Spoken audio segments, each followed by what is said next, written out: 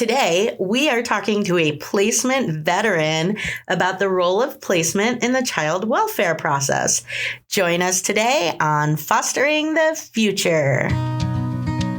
Welcome to the Fostering the Future podcast, a show about all things child welfare, dependency, adoption, and foster care. Here are your hosts, veterans in the world of child welfare, Jack and Kat.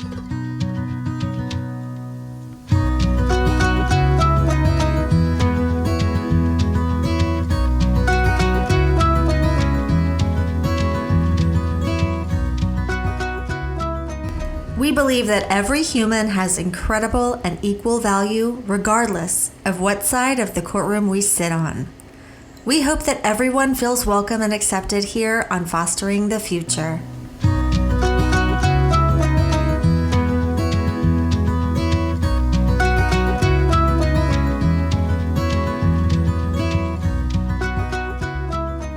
Make sure you follow us on Facebook or Instagram as Fostering the Future Podcast, or check us out on our website at fosteringthefuturepodcast.org.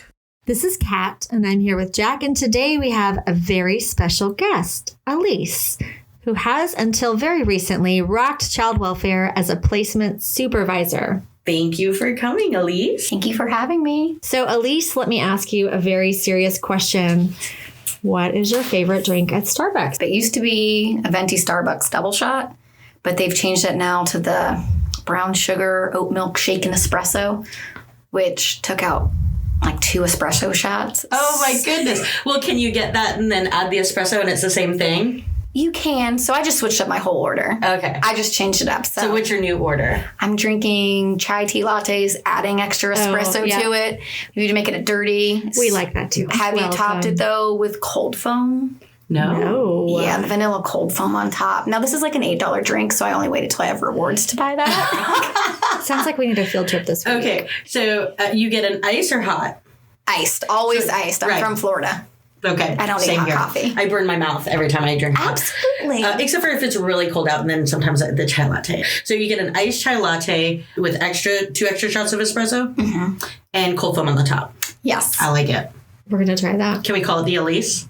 Yeah. All right. Done. We have no bosses. We do what we want. Elyse, can you tell me what your position was up until recently and what that entails? So I was the daytime placement supervisor. I was co-supervising when I left. Prior to that, I had just been singly supervising the day shift. I was over, which always sounds weird to me, 3 to 4 placement coordinators. Did a little bit of everything. Someone asked me what my job is. I would say I really don't know. I just answer the emails continuously and hopefully have the answers to that. So we have to ensure that every kid has a bed coming into care.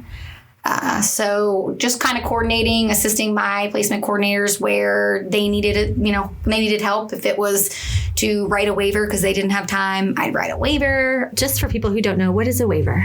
So a waiver is what we all live by in Florida. Yes. I don't know what home that's not on a waiver. So a waiver is when a licensed home is over capacity of some type. So it's either we have 3 types of waivers when it comes to licensed homes. It's either more than 5 children in the home, over licensed capacity, so they could only be licensed for 2 kids, and we're putting a 3rd child in. Or the big one, which is the hardest one to get ever. We call it a 3 under 2, but it's technically, I think, a 2 over 2 or 2 under 2. 2 under 2, yeah. We always call it 3 under 2 in the placement department. Think about carrying like car seats. Yeah. And how do you carry 3 car seats? And when you put it that way, like if you have to get 2 kids out that are in car seats. I mean, we usually end up just wearing multiple kids. Right. So that was when someone had to kind of explain it to me, and made a lot more sense. Yeah. Where are you putting this other car seat? You can't be putting a car seat on the ground. I mean, I'd always say I'm going to give them all the babies if they want them, but I understand the reasons behind it now. So yeah, that makes sense. At one point in time, I was completing all the staffings. As of about a year ago, we got a staffing coordinator. So I had someone else kind of doing that. But I just filled in here or there. If there was something open that wasn't done, that's what I was doing. So can you tell me what your first experience with foster care was? There was one foster home that I knew of, and they took sibling sets where I'm from. Now, even to this day, listening to people I know people that I went to high school with, they're fostering now. But that was the only one I knew. It was one home. They had siblings, and those kids were pretty open and honest about it, which sounds so different to now. People don't want them to know that they're in foster care. But what drove your decision to go into social work? That wasn't always calling. I knew I was going to do something with kids. Mm-hmm. I thought I was going to be a teacher forever. That never happened. I didn't go into that. I kind of went back and forth in college. It took the very long way around through my AA, trying to figure out what I was going to do. I finally decided on sociology, which is not exactly the route you go for child welfare, but it always sounded interesting to me. So I did that. When I finished up my degree, I started volunteering for Guardian Ad Litem, knowing that I wanted to work with kids. I wanted, again, they don't have a voice sometimes, and they didn't do anything. They didn't ask to be born. They didn't ask for that kind of life. So I came over here. I'm from the East Coast of Florida, and I had worked for DCF. Nothing interesting. I did welfare benefits. I met the above director at something we had done at DCF. We had people come in. And at that point, I knew I wanted to work for my company. I met him. He's just extremely charismatic. He's passionate about what he does. And I was like, I need to work for him. Not my company. I need to work for him.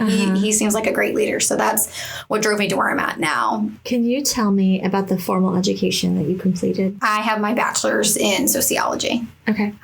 Which is you can't do much with that unless you want to continue to learn on, get your master's, get your doctorate. That's really the point of it. It's not exactly a stepping point to where I'm supposed to be, but got me where I am. It's okay. People do all kinds of different things with their degrees, Do you feel like that prepared you for this job? I don't know exactly. I mean, it taught me they're really interesting courses in it. It's about the social interactions of people. When a child comes into care from CPI, they do something called an intake, right? Yes. And that's when it comes to you. Can you kind of walk me through the steps of where it goes once you receive that intake? The first thing after the intake comes through, and the intake's supposed to be the basic information, parents' names, where the child was living, if they have siblings, if the siblings are coming in.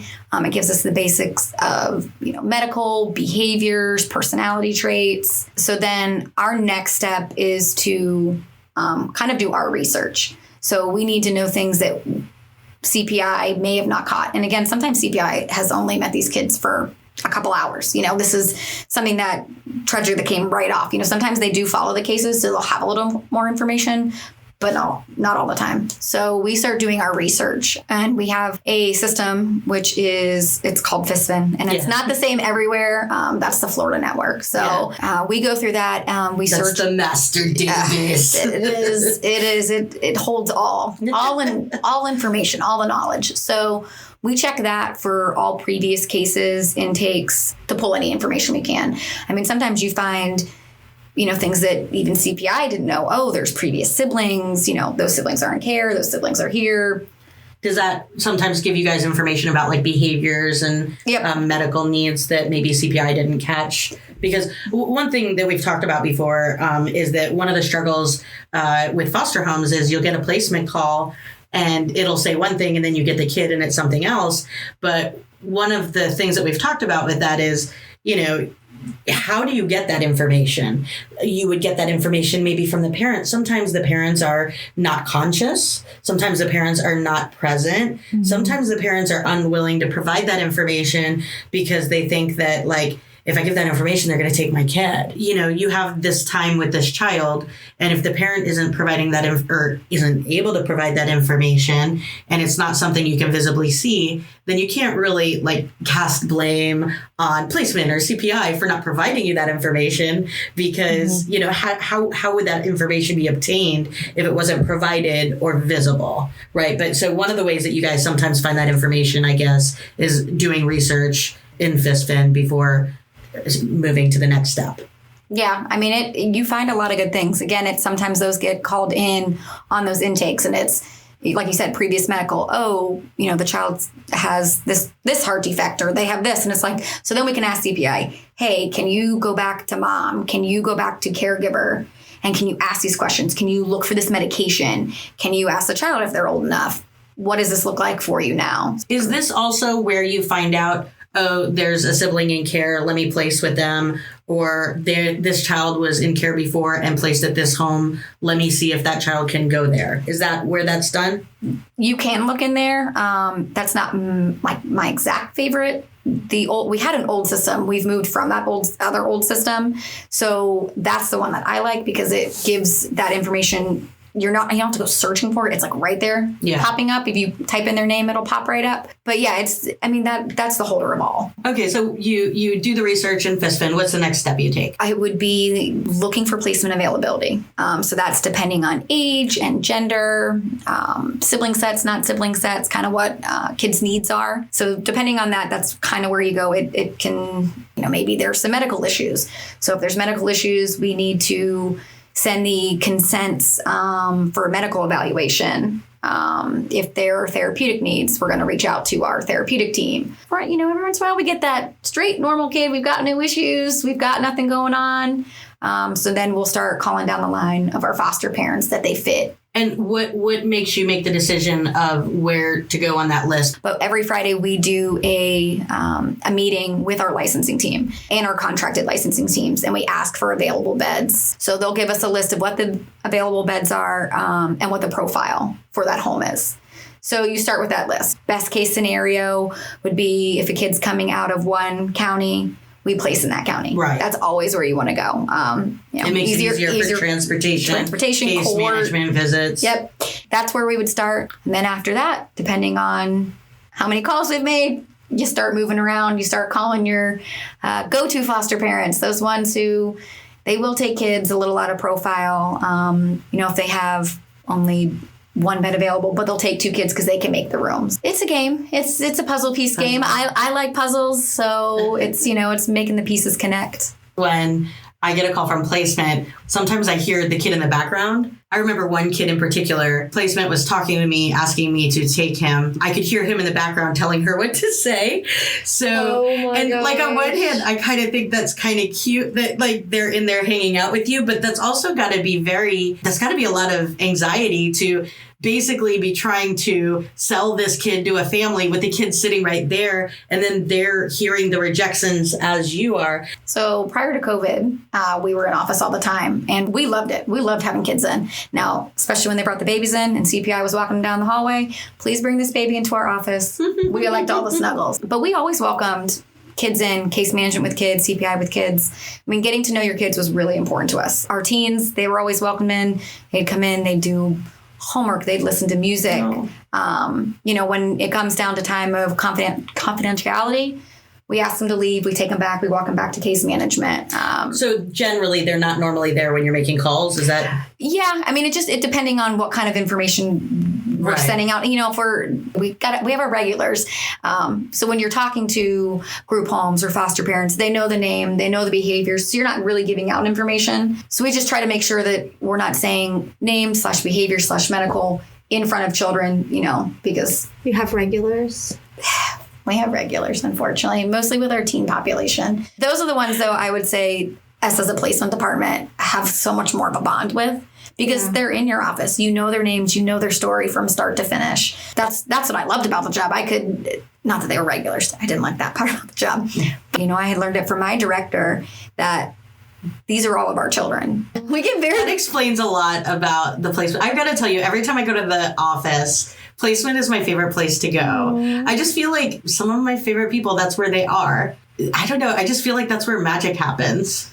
I mean, that's the goal. It's a sad place too, obviously because of what's going on. But it's also like the connections that are being made, like kids being able to find places where they can go while their families heal. This is the place where it's like actively frontline happening. Yeah. I mean, it's the magic. I like the magic of it. I feel like it's the magic. Right? It's nice. I mean, even, when you find that right placement, especially for a teen who's been bouncing around, a teen that can't find stability, and you find a home that's willing to, give it that extra shot and it works, and they're reunified from there or, they age out in this home. But that is a support that they'll have once they're 18, which is for most kids that age out of care, there isn't a support there. Right. So being able to make those connections for those kids is That's the magic. That's the feeling. Yeah. That's why you stay for so long, because you come back and you're like, oh, the success. Yeah. Okay, I can do this a couple more months. You've made my day. I've got this now. So.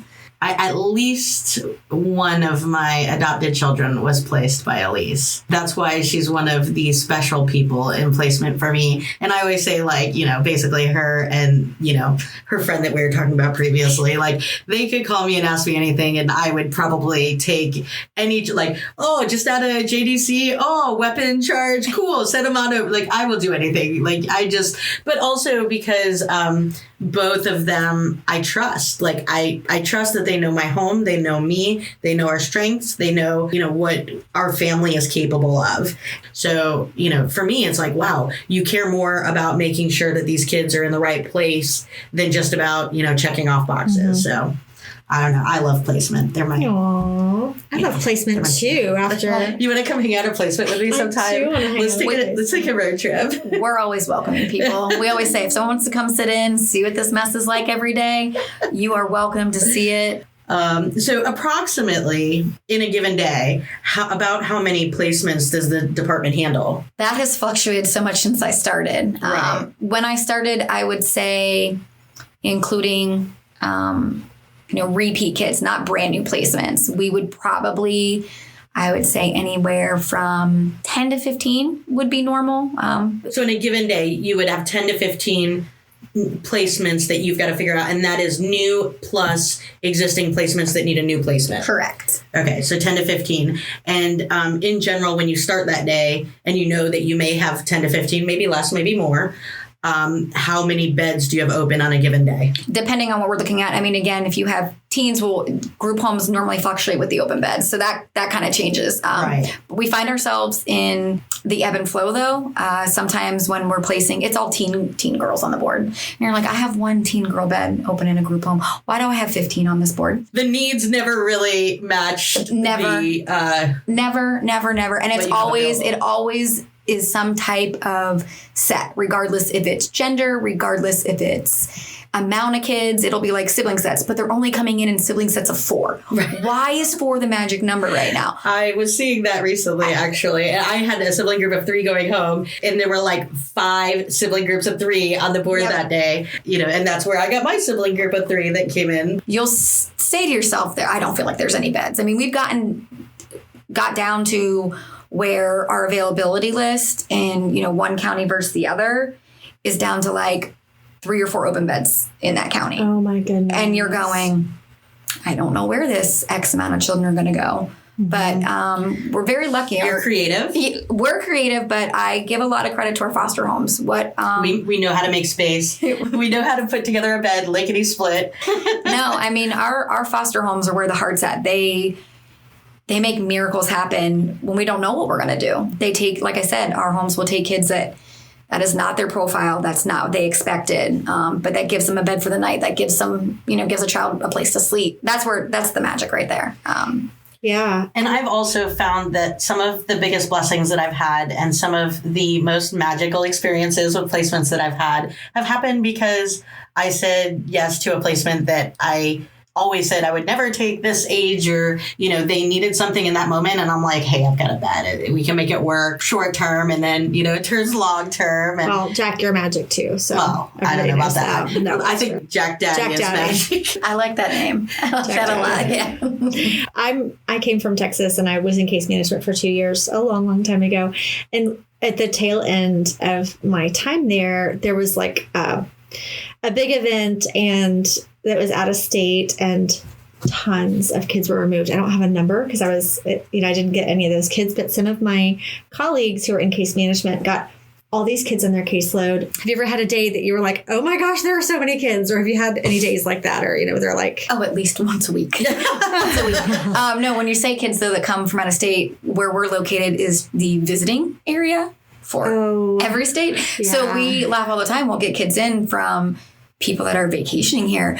And like our golden rule is in the placement department, so-and-so state needs to take their kids back. You need to come get your kids, is what we say, because now they're here and parents are going back to their home state and you're leaving kids in the system here. So they're not going to be getting visitation. They're not going to be getting that normalcy of having their parents work a case plan in our state. Yeah, it seems like ICPC works against you in that situation. I mean, I always say that I hope the state's going to take back jurisdiction, but sometimes they don't want to deal with the cost of taking that on. So sometimes they do stay here. We have it a lot. It just happens then you're like you said, the ICPC, which is the process of moving kids between the states. That takes weeks upon months before that's approved. So you've got kids that were left here because parents were vacationing when kids got removed. All of their relatives are out of state. So now they're gonna be on our side of the system for a long time. A very long time. I mean, I've seen how long ICPCs take. that's I feel like when ICPC's involved, basically you just kind of hold on for dear life and you've forgotten about ICPC by the time it takes place. Yeah. So I think that you're probably dealing most with teens because they probably have the most moves and then moves again and then moves again. But if you look at the full picture of intake, what do you think the biggest age group, at least in our area, that's coming into care?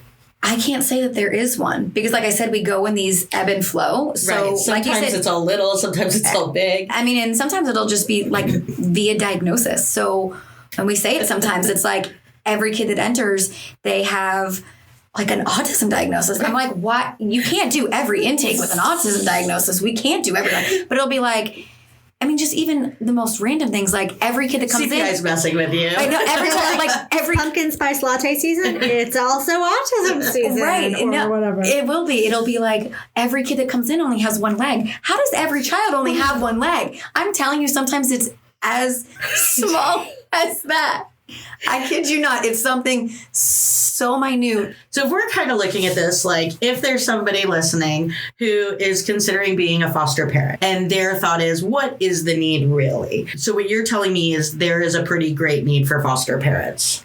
Always a great need for foster parents. So the only reason that we're finding beds every day for the kids that are coming into care is because people are taking more kids than they're planning to. Most of the time, yeah. So we unfortunately have a lot of homes on waivers. So that's more than that 5 capacity. Yeah. And then mostly with that, it hits over the license capacity because technically you're only allowed to have 5 kids in the home, regardless if they're fostering or biological. 5 is the magic number. So anything over that. So if you come in with 4 or 5 kids, biological or adopted, then you can only have a license for 1 child. So sometimes we've had homes that do have 5 biological children coming into it. So yes, their capacity is for 1, but that always puts them on a waiver because there's always going to be that 6th child in the home.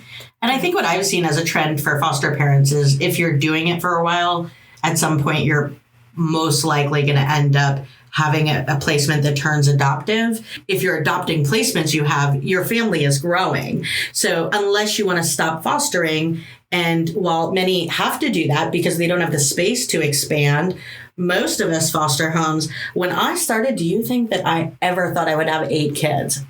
Heck to the no. The trainer in my class had a family like that, and I was nudging my husband I am never going to be like that. I am never going to drive that big old bus. And I'm telling you, but I love that kid. I love that kid. They're part of my family, and I have space for them. And I've been their mom for this long. How could I not be their mom forever? They don't have, they're not able to go back to their mom. That's what I'm going to do. When we first started fostering, we were we'll take 1, maybe 2. And our first placement was 2. But we never had intention of having more than 3 kids in our home. But then later that year, it was just we could do another. And that's when that 1 child came. And then it was just well, after you have 3 or 4, it's all the same. So if I have space in my house and I have time for them and space in my car, then why am I going to say no when placement calls and they need a place for this kid to go? And I think that's what happens to a lot of, I don't think any foster families get in here thinking, I'm going to have a family of 10, I mean, nobody really wants to drive the Econo van. Let's be honest. Wait. That's my favorite. That is my favorite when I was doing waivers for these larger families. And I would say, as I look at the foster mom's date of birth, going, so at 30, you thought you would be driving a 15-passenger van? And they go, no, that wasn't my dream. I said, all right, but 15-passenger van, I will write this down in the waiver because that's one of the questions you ask. How many seats are in your vehicle? Yeah. So, I mean, it happens. I mean, you guys, I think you guys become a little, you've got a cult up here. If you guys got the big vans. I think Jack does love her van, though. I do like my bus. We have some fun. I mean, we jam it out. We put like Christmas lights up. Yeah, we rock the music. Car. Like, what's one more though? Like, when I need emergency childcare, this is who I call. Yeah, she's I'm like, who dude, cares? It's like, your kid's coming? That's just extra hands. Drop them on off, you know? I'm like, I'm so sorry. She's like, no, it's easier. No, bring me your kids, please. It's definitely, I don't think most people go into fostering expecting to have that many kids, but I feel like it's just something that happens naturally. If you have the space, why not make more room? Well, yeah. When kids are, I mean, I hear it from the foster parents who do have these larger amount of kids in their homes that once those kids start going home, especially when they're in sibling groups, you know, so they'll go home in sets of 2, 3, 4, however many they're going home. They're like, my house is empty. Please give me kids because I'm bored. Yeah. I'm bored. I would like to have more kids back in my home. My home feels empty right now. I've definitely had that. I remember. I believe we've had that conversation. Yeah, You're like, conversation. There's no waiver. I don't know what to do with myself right now. Me and my kids are all sitting here staring at each other like, what are we going to do? Like, where'd all the kids go? That's a real thing because the sibling group that was in the home before, when they would go on weekend visits, we'd come over. Before, it felt like a bunch of people were running around with, there was like, what are they called? Like, there's like lawnmower toys with like the ball poppers. Yeah. And then that's what like the house felt like. And then when they were gone, and I mean this in the best way, because they just were like, oh, you know. And especially when you guys came over because they love your daughter too. Like I add the fourth, and then when we would come over, it was just like quiet. Yeah. And I'd be like, there's something missing. Yeah, I think there was a Christmas where we had like 0 foster kids. It was just my adopted kids. And everybody was like, this is so boring. Like normally there's like so many kids. And especially like one of the really cool things about being a foster parent is getting to like experience things with kids that they haven't experienced before. And actually that one child with that ICPC, this child, you could give her like a pet rock and she would make this face like you just brought her to Disney World. I have these pictures of her where she's like, ah! And it's like simple toys, you know, that like, you know, it's not a big deal, but like to her, it was the world. These kids that haven't experienced certain things that like maybe my kids have experienced, getting to experience that with them, it's just so exciting for me and for my kids and for my husband. Yeah. Like sometimes when there aren't as many kids in the house, it's like, well, what are we going to do? I don't know. Well, where'd everybody go? I can totally see why you'd feel that way because I know that you got a call, I think, from placement that you told me about in the same day. And I've been thinking about those kids for weeks now, like 2 kids. And I'm like, if I were a foster mom, I wouldn't be able to. Yeah. I wouldn't be able to say no. It's hard. Like, I got to tell you, the kids that I've said no to, and there aren't that many because, you know, especially when, you know, these 2 call me, like, whatever, sure, I could do that. But the few that I have literally said no to haunt me. And I'm always like, that's a good word. What if they went somewhere bad because I am haunted and they were hurt? Kids. You know, or what if they went to a group home? What if they were separated because I said no? Yeah. And the placements that I have said no to always haunt me. And the placements that especially there's this one that I took for the weekend because I was like, I'm never going to take kids older than my son. And then this boy came and, you know, we've talked about it even on the podcast before, how he was anxious when he came. My kids made a circle around him and hugged him.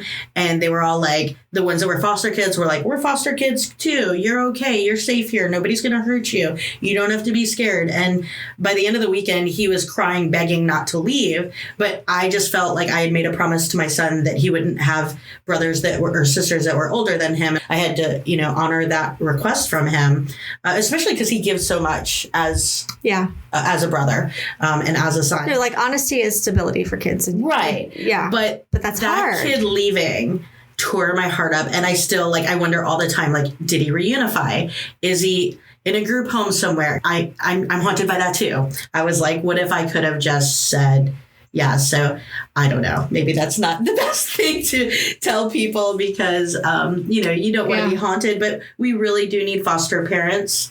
And if you have this space, like... Well, it's hard, though, because all we can do is operate within our role. And we desperately need people to operate in this role. And we all have our own roles. And we'll burn out if we move out of our role. But it's really hard. Like, I obviously cannot be a foster parent and then continue to do my job. But like on days like a few weeks ago when you told me about those 2 kids, I wanted to, it's hard. Yeah, it's hard. What are some of the reasons that would stop you from calling someone to take a placement? Like, we know there's do not call lists, and sometimes that's because, maybe there's an ongoing investigation, or maybe there's something going on in the home that the license is like, hey, they need to be on hold now. But are there other reasons that you don't call someone that you're planning to? I don't think that we ever really would not call a home unless there's a reason not to place. If there's a concern, like you said, by licensing or something like that, and not a concern as in the foster home, but maybe putting a child with these needs or behaviors where that could jeopardize the home later down the road. They did get to a point, and I've been to a point when I was there where we're going to call every home. I don't care if this is in your profile, not in your profile. Yeah. If you've got 100 kids, you don't have 100 kids, we're calling you. Children need a bed at the end of the day, and hopefully that will work out. It'll be long term. We're goal for saying, can you keep this kid for the weekend? And then it's like, but just a couple more days, and we're always hoping, Yeah, I've played that game before. That we can get you just a couple more days to where you go, you know what? Long term doesn't sound so bad. You know what? But that's worked with me a couple of times. I mean, hey, I'm thankful for the experiences that I had with those kids. So. It's always my go-to, just you ask in that sweet voice on that Monday morning, but how did that weekend really go? It sounded like you had fun. Let's try a couple more days. Yeah. We don't ever really not try to place in a home. I mean, again, if you have an open bed and you're willing and it makes sense and it fits in your profile, there's no picking and choosing. We always want a child to find stability. And if your home's going to be that stable place for them, we're going to go with it. Well, I guess that's kind of that's kind of what I was going to ask. Like, do you ever have a home that you're like, they seem to be going through a stressful time right now? We're like, they're, maybe they were just in the hospital, or maybe their mom just died. Maybe we're going to give them a little break. Or so normally we get those types of that type of information from licensing, because licensing talks to their homes on a regular basis. Like a home has recently reunified, and it may be something that's a struggle, or the reunification wasn't what you thought was going to happen, which we've had happen recently, where court ordered the same day, kids going. Yeah. Foster parents didn't know that was going to happen. We didn't even pack bags. So again, what we'll do is ask the licensing team, hey, what do you think we should do going from here? Because we don't want to put pressure. Because again, a lot of our homes are so open that they will take a kid, even if maybe they're not quite ready, just because they think that's, they're always ready to help. How do you determine how much information to give during a placement screening call? Or is that just depending on the placement coordinator? I'm an open book. Yeah. I'm going to give it to you. I'm going to sit on the phone. My conversations take forever. I'm going to sit on the phone and I'm saying, do you have any questions for me? Because I'll start looking this stuff up. Being the counterpart, the one that you like so much, we enjoyed the research part of it and finding that stuff out. So what I have is what I'm going to give you, down to what a kid likes to eat, what their favorite color is. If I've heard that, I'm going to throw it on, because some of that's the sweet spot that does help a person decide to take a child. Yeah. Just kind of hearing that, their favorite food is grapes. Well, I love grapes too. Look, it'll go there. I think my biggest flaw, and I'll say this, up until I quit working there, I would always forget to tell a foster parent the child's name. You're not the only one. I can't tell you, 9 times out of 10, the kid gets there and I find out the name because I look at the book. It would literally 9 times out of 10, you're not the only one. Yeah, when I went to supervisor, it was my personal line that they would call. That went straight to my phone. As where we have a placement line that goes to anyone that's answering the placement line. So once it became my personal line, they call me back. So did you want to give me the name? Absolutely. While I'm at it, how about I get you the name? That's so funny. Is there a mechanism in place to make sure that a new placement is placed with any potential siblings? Always. That's the first thing we go looking for. And that's one of the things we, go to search is if they do have siblings. So the two big things we look for are either to place with siblings or to place in a previous foster home. If that child's been there, we're calling, we're contacting. Even if you say, maybe it's not for you, I'm gonna work it in there. We're gonna get that sibling placed. So even if it's a sibling or a previous placement that may not have availability, you're still gonna try because it's there's a connection there. Right. That's continuity of care. That's what we always go for. It's the biggest thing we strive for in placement. All right. Do you ever see a person either who's a foster parent or someone who works for the agency and you just think you are not cut out for this? I would say when it comes to working, if you don't love what you're doing, then maybe it's not the job for you. This takes a certain kind of person, a certain kind of passion. I wanted to do it 24/7. So when I see people that I don't feel like want to be on 24/7, it always bothers me, but I'm not here to make those decisions for them. Yeah. When it comes to fostering, I'm telling you, the community within our county, I've never had that issue. I mean, they really rally around the kids that they have. It's a joy to work with our foster parents. I really do. I've always enjoyed it. I really do enjoy the community. Everyone's in it for the most part for the right reasons, and we all want to see these kids succeed. So that's been really nice. Again, it's for my department in general. I came from great leadership that just always wanted us to do better, wanted us to, make an impact, make a difference. My boss worked 24/7, so that gave me a passion to do it, wanting to do it. And then that was me teaching that next generation of placement coordinators, have a passion. If you don't have a passion, then don't do it. This job isn't for everybody. It takes a special kind of crazy to want to do it. Special kind of crazy. And we say that all the time. I feel like that's a theme that we've talked to pretty much everybody about, is that we're all a little bit crazy. A little bit. Can you tell us about your worst day at the agency? I think any worst day would be when we have to settle on a kid sleeping in the office. That's just, you never want a kid to sleep in the office. And especially, when it comes down to behaviors and just not having a bed due to those behaviors, we've had kids that have told us, because of me, this is where I'm sleeping. You never want to hear that from a kid, and it's just unfortunate circumstances. At one point in time, I was working an overnight shift as a supervisor, and I had to be the one to kind of make that call with my director that this child was going to sleep in the office. And that right there, it just sticks with you. These are children. When and if we get to do it, which is our plan in the future, I'll always have a bed, sometimes it comes down to a couch, a something. I'll put an air mattress anywhere, but I don't want to have a kid. I mean, what's the worst they can do? You can get a kid so they have somewhere to sleep for the night. And that's one of the things that a lot of us say all the time. You can do anything for a night. You can go outside your profile for a night. If we need to get this kid somewhere to go so they're not sleeping in an office and not feeling like that's their own fault, because none of these kids are in care for their own fault. Yeah. Then you can do anything for a night. So can I just ask what that looks like when a child has to sleep in the office? If you go to our office, in my home county, it's an office building with cubicles and fluorescent lights, and those are on all the time. We have a whole protocol. Every available bed that's open, we're calling, regardless if you're in profile or outside of profile. On top of that, when it becomes a teen, it's every single group home. In county, out of county, as far down from top of the state to bottom of the state. We're calling everyone. We call every circuit to see if they have beds. You'll go through a whole night. You're not calling that. And as a supervisor and as our coordinators work, you're working till 1, 2, 3 a.m. to find a bed because you have to have exhausted all efforts before. I've gotten calls at 3, 4 o'clock in the morning, so I know how late you guys are working. So, and at that point, the night's already halfway gone. It's at this point, they're pretty much slept wherever they're at. They slept. So, where are they sleeping? Are they sleeping on a mattress or on a sleeping bag? Yeah, for the most part. Again, this is kind of a new phenomenon for us where we're at. We used to pride ourselves, though. We had said we never had a kid sleep in the office. We always found a way. We always had a foster home that could open their doors just for the night. We finally, at one point it came to it, they did sleep in the office. So we do now have air mattresses, and they'll blow up an air mattress. They'll get a blanket. And there's an adult there with them. Always. They're always with the case management team, so they rotate on and off on shifts to get them through the night. So they have an on-call 24/7, both case management, placement, our licensing team. Yeah. Someone's always working. Someone's always going to answer that phone. So yeah. So at 7:30 in the morning, though, lights are coming on. People are coming into work. Yep, and they are getting up and being transported to school.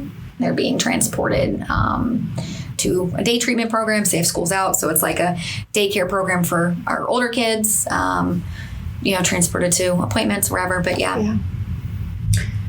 Can you tell us what your best day with the agency would be? I can say I don't know that I would have known it was my best day the day it happened. But it was placing a teen in a home that didn't take teens, just knowing they had an opening and that they had stretched a little bit before. And I placed this child who we were just every group home they had been through, and just, due to being in care for so long, kind of had a name, just more as a difficult child, wanting certain things for themselves. And that's not a bad thing. Self-advocating is great. Yeah, it's important for them to be able to self-advocate. But really stuck to her guns about wanting to be in a foster home. And we had to keep telling her, we don't have any for teens, unfortunately. We just don't have anything right now. So finally, it came up in my head. I talked to the licensing team. I'm like, I think we can make this work. They're like, give them a call. I'll be in your corner if they need some for me, because, I've got that relationship with them. So we talked the child into it. The child at that time was about 15, 16. And that's where the child ended up aging out and having that connection past 18. So that's to my day is my favorite, is making those placements work that weren't going to. That's what I always strive for, was I make these connections that you don't think are going to happen. It was one in a million. That's so cool that's like your best day. That's really neat. And it also speaks a lot to you. Oh, let me throw in the second best day. Yeah. Which actually, now that I think about it, might be my best day. We had a child, also same thing, would run, do what he wanted. And what made it the best day was he at one point was in and out of sleeping in the office. Yeah. Refused to go to his placements, would say, I'm not going to a group home, I'm going to refuse. We kind of got used to it. At one weekend, that kid made me up for like 48 hours straight. Kind of made a connection with him, would talk to him in the office when he was in there, trying to work something out, maybe even get into a group home. He would just, let's work with me. So while talking to him in the office, he had told me about his laundry. All of his laundry was dirty because he had basically been living out of suitcases in the office. So I asked him, I said, can I take your laundry home? I have a washer and dryer. It's not being used every day. There's only 2 of us in my house. So he said, yeah, if I bring you some clothes, can you do it? And I said, absolutely. He brought me his clothes. I brought them home. He thanked me at that point, which was great. And it was the next day when I brought the clothes back, and he was just like elated that I had washed it in one day. Like, I went home that night from work and washed it. I mean, I'm not going to let it sit there. So I washed it, got the bag cleaned. At that point I wasn't married. So at this point, it was still a boyfriend that I had been living with. And he's like, whose socks are you folding? Whose boy underwear is that? I'm like, listen, you knew this came with the territory. I was in child welfare prior to being with you. So this is what happens. And he's like, okay. So I'm like folding it all up. And I brought it back to him the next day, and he literally hugged me. And this is a teen boy. I mean, we are at 17 or not. And he was like, thank you so much. And that was it. Like, I'll wash everybody's laundry. I have an open washer and dryer. Like, bring me the clothes home. And I've said that, every day since. If you need me to wash laundry, let me do that. So, that just a clean pair of clothes. I mean, that was probably a really big deal for him. Yeah. Just to have, again, he'd said everything was dirty. He would just give it a smell to make sure it wasn't too dirty before he wore it. So to be able to wash everything for him felt really great. I said, load me up. I got this. What realistic solutions do you think could be implemented that could resolve some of these placement struggles if you had like an infinite amount of money, resources? Have more access to recruiting, but I don't know that the blank check would do that. We recruit now, but being able to just recruit more. I mean, we always need foster parents, and we need foster parents that are able to stay the long run. But again, it's with the overload of the system, we're putting extra kids in these homes, and it burns people out. It burns them out quickly. That's really the only thing that I feel like we can do at this point, is we just have more homes available. So if we had additional funding, we would use it to get more foster homes. Let me tell you this crazy idea I had that one day I'm going to make it happen. I need to find a politician that will listen to me, though. I feel like, how in the state of Florida, teachers have their college tuition reimbursed after teaching for a certain number of years? I feel like they should offer that to foster parents, because that is going to not only entice more people to be foster parents, but it's going to entice more foster parents who are professionals to become foster parents. People who, if you have a college degree, statistically, you're going to have a better job. And it's going to give you more resources to take care of that child, and also give more children examples of people who've been through college and, have succeeded in careers, potentially. I always think that would be a really cool benefit to offer foster parents. This is a really hey, good idea. If you're a foster parent for, let's say, 5 years, we're going to forgive your college tuition in the state of Florida. Wouldn't that be neat? I would like that. If that's what it takes to get more foster homes. I mean, I would even say, like, with infinite amount of money, and not that they're not trained well, but more training. Yes. Because I think the biggest thing that we kind of see on ours is not that there's not a lot of trauma training, but giving more trauma training and what those... There's no amount of training that can prepare you for some of the behaviors you're going to see until you're experiencing it in person. So one of the things we talked about is, like, in the foster training classes, they have to interview foster parents. But what if they had to, like, actually, like, come to your house for a couple hours and hang out with your kids? Like, I mean, I don't know, what that looks like. And obviously with COVID going on, that definitely makes things more complicated. But I think it's important being around other foster parents to normalize those behaviors, because, these behaviors are the ways that the children are communicating what they need and their hurts. I mean, I use this analogy. I'd heard it once, and I don't even know where I heard it. But what it feels like, probably for a foster kid, a child that's never felt love, is the same feeling as when you're cold and you get in a hot shower. Yeah, that hot shower feels good, but the first thing that water does is it burns you. You don't want to be in, you want to react, you want to get out. And that's what kids, and I say that to foster parents all the time, like, that's what that looks like. And that's what trauma looks like. They don't know what the first time it's like to get a hug, just to get a hug. They don't know what it feels like to be congratulated for doing a good job. They've never had that. So they're going to react differently in every situation. And sometimes just being open to that. It's scary for someone who hasn't experienced that before. They're like, oh my gosh, this is scary. What's this kid going to do next? But in reality, if they're just breaking things in the house, like, that can be replaced. And sometimes, we as adults don't know what to do with our emotions. It's easy to say this not in the moment when the child is not, like, having their reaction and you're like, ah. But, when you look back, you're like, gosh, they punched a hole in the wall.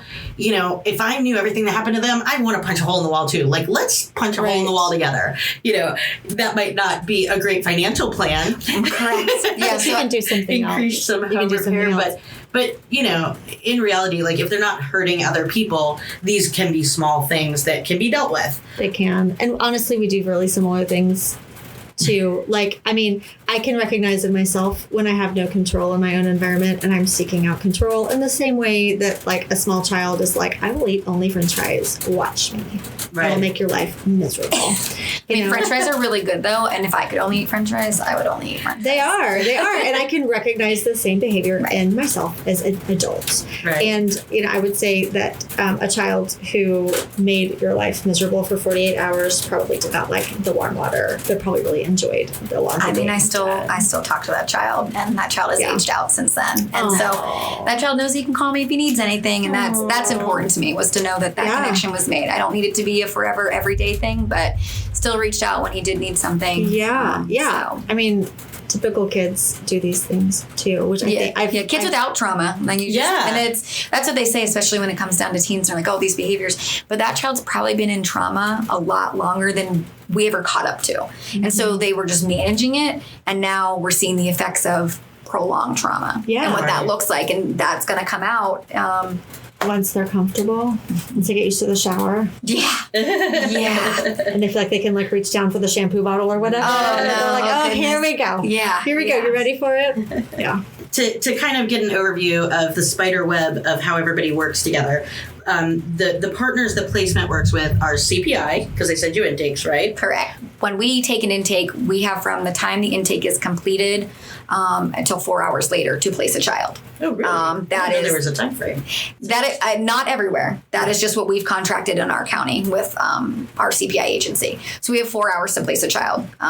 So that's when those calls start getting desperate, between hour 3 and 4. So if you've received several messages from us, we're trying to get that placement in.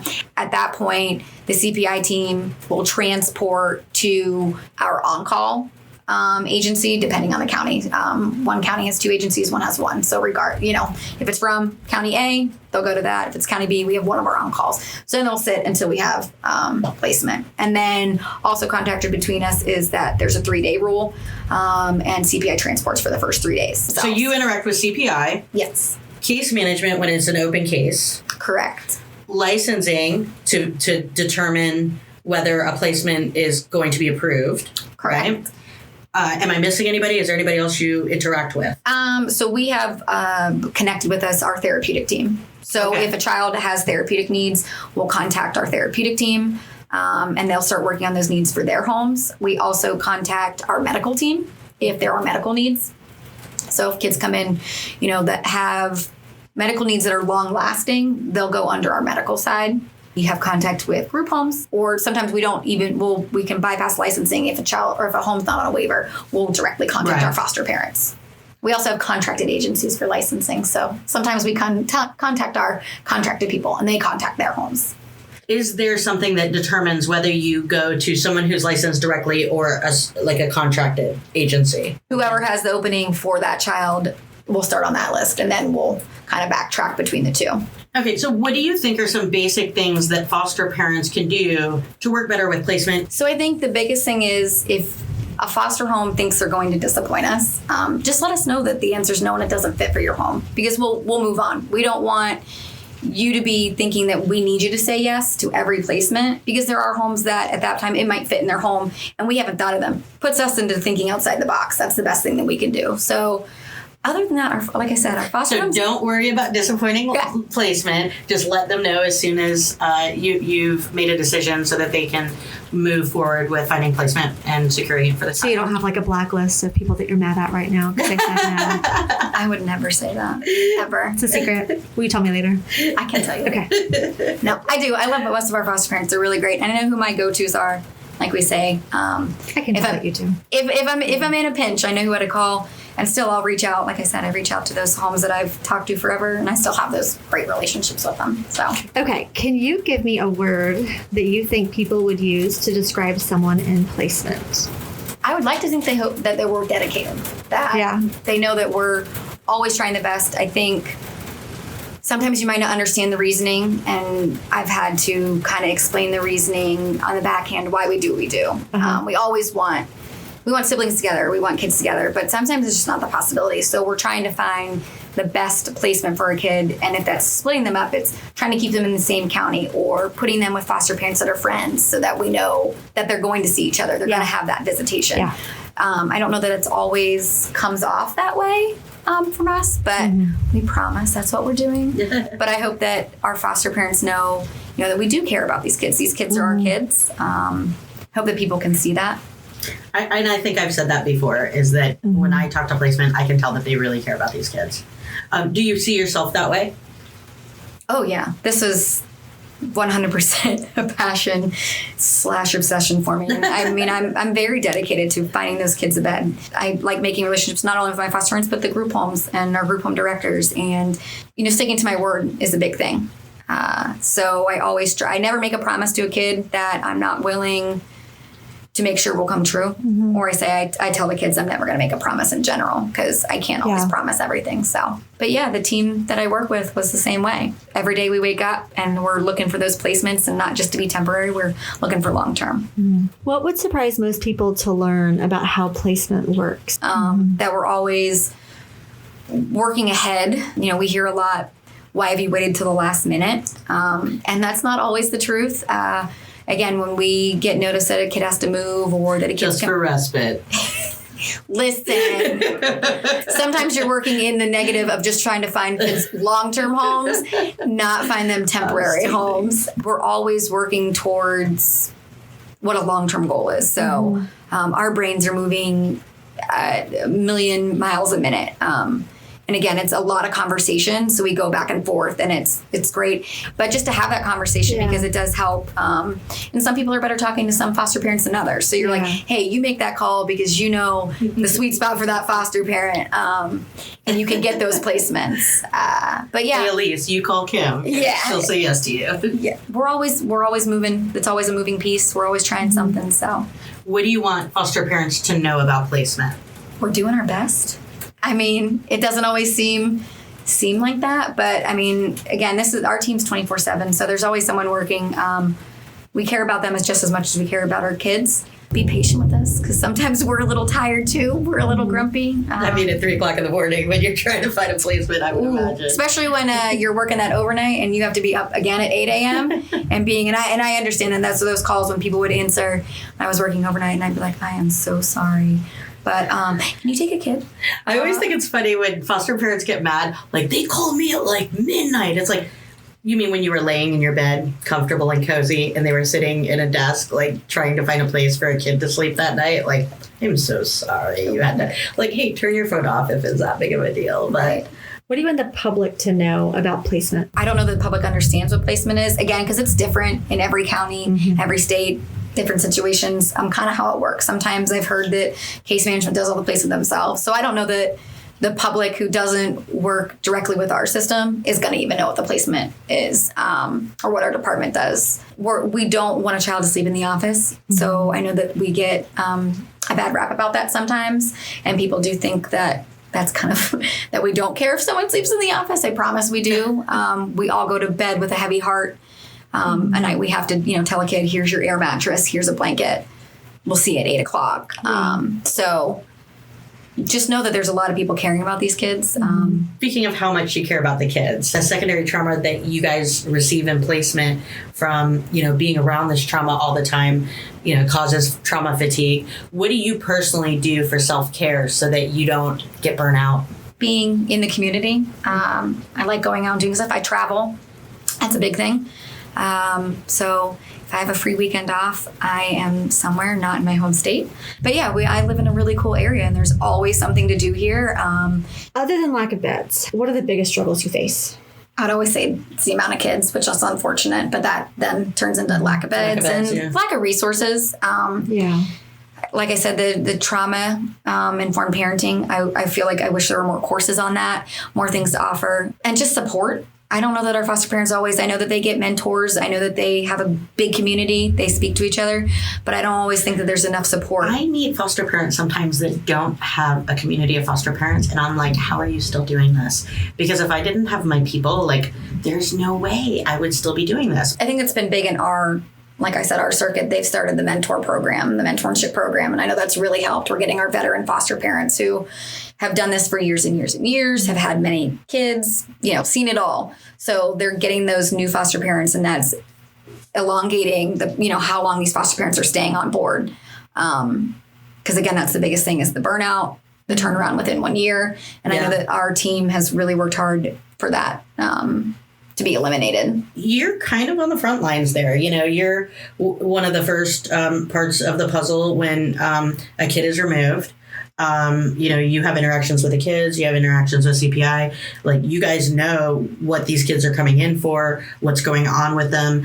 I feel like you've kind of got a little insight onto, what's going on in our community in that sense. What can our community do to prevent more kids coming into care? Being a mentor option, being a support to families prior to these kids coming into care. I know there's a lot of options out there for mentoring. I say it all the time when we're struggling with kids. Have you reached out to a mentor service? But I feel like if there was more mentoring programs, the Big Brothers Big Sisters program, something like that, when you ask about kids that are in that age range and you're asking case manager, they're always saying these applications are backed up. There's not enough of them.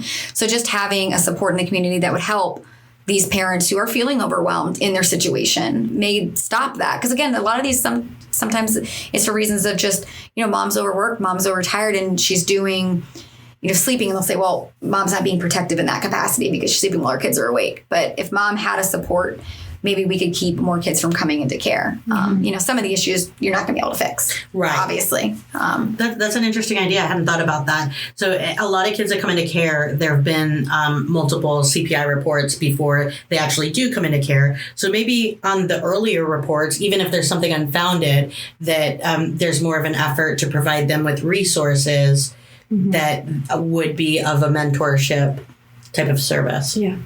What are your goals to make positive change in our community? My goals personally, I would like to foster. That's my future. That was. You going to join my little crew? You're going to have to take your crew out to where I live, which is slightly kind of far away, but definitely drive to your side. Oh, I'm down with that. I like that. I'm halfway there. Come on. Thanks so much for joining us. I'm so glad you were here.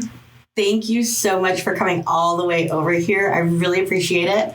And you've always been one of my favorite people, but now I like you even more because I had so much fun with you. I'm going to write that part down in my diary. I really enjoy that, but thank you for having me. Thank you so much for joining us today. Make sure you subscribe and follow us on social. We hope that you join us again next time and keep on fostering the future.